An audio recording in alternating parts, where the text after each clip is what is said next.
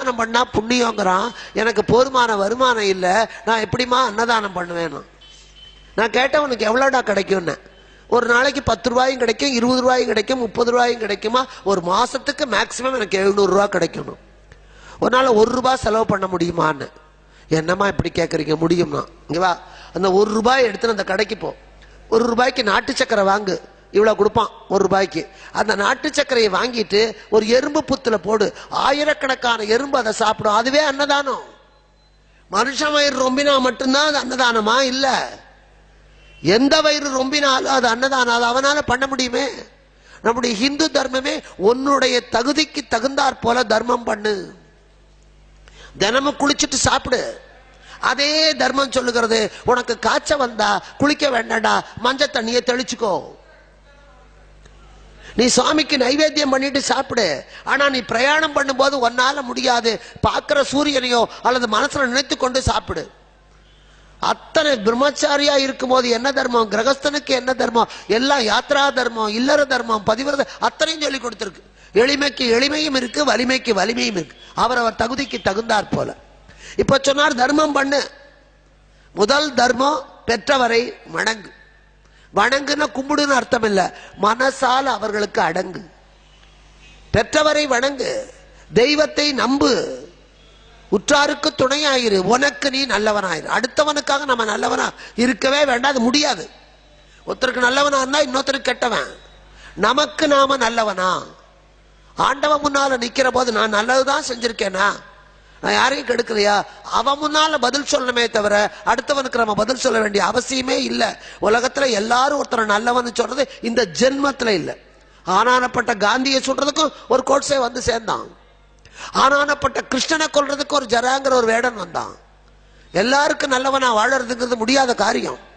அதனால இங்கே கேட்ட தர்மமே போற்றிடின் அன்பு சார்ந்திடும். யாரொருக்கு தர்மத்தை பற்றிய சிந்தனை இருக்கிறதோ அது எல்லாரிடத்திலையும் அன்பு காட்டும். இதை திருமூலர் ரொம்ப எளிமையா சொன்னார்.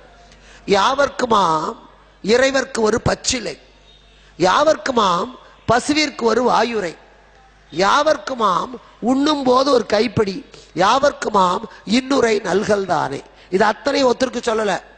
ஒன்னால முடிஞ்சா கடவுளுக்கு ஒரு இலைய போடுறா. நீ மல்லிப்பூ வாங்கி போட வேண்டாம், 10 ரூபா கொடுத்து ஒரு முழம் வாங்கி. அரளிப்பூவை தேடி போக வேண்டாம், அருகம்புல் இருந்தா அது பிடிக்கிட்டு வந்து பிள்ளையாருக்கு போடு. ஒரு பச்சலை வில்வம் கிடைச்சா கொண்டு வந்து சிவபெருமானுக்கு போடு. துளசி கிடைச்சா கொண்டு வந்து பெருமாளுக்கு போடு. ஒதுக்கும் பயன்படாத அரளிப்பூ கிடைச்சா அம்பாளுக்கு போடு. நீ ஒண்ணு பெருசா காசு கொடுத்து வாங்கிட்டு வர வேண்டாம். எருக்கம்பூ கிடைச்சா கூட கொண்டு வந்து பிள்ளையாருக்கு போடு. 2 எருக்க இலை கிடைச்சாலும் போடு. யாவர்க்கும் முடியாது. யாவர்க்குமாம் இறைவர்க்கு ஒரு பச்சிலை. ஒரு நாள் முடிஞ்ச வரைக்கும் பசுவுக்கு பருத்தி கொட்டை வாங்கி போட வேண்டாம், பசும்புல் வாங்கி போட வேண்டாம்.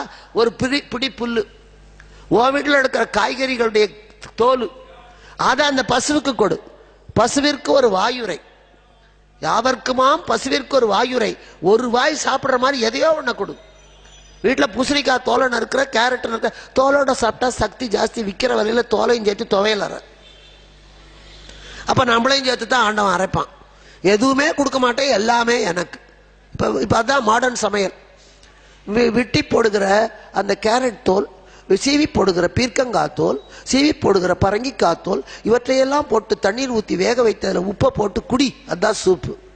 அது கழநீரையும் குடிச்சிருப்பேன். அரிசியும் களையறது இல்லை, காய்கறி தோலையும் போட மாட்டேன், கரிசி வடிக்கவும் மாட்டேன், எதுவும் வெளியே போகப்படாது. எல்லாம் இந்த பாழாப்பழம் வயிற்றுக்குள்ளேயே போனோம். அதுக்குதான் இத்தனை வியாதி. பண்டை காலத்துல இல்லாத அத்தனை அல்சரும் கேன்சரும் இத்தனையும் வர்றதுக்கு காரணம் வயிற்றெரிச்சல். அதெல்லாம் வயிறு எரியுது.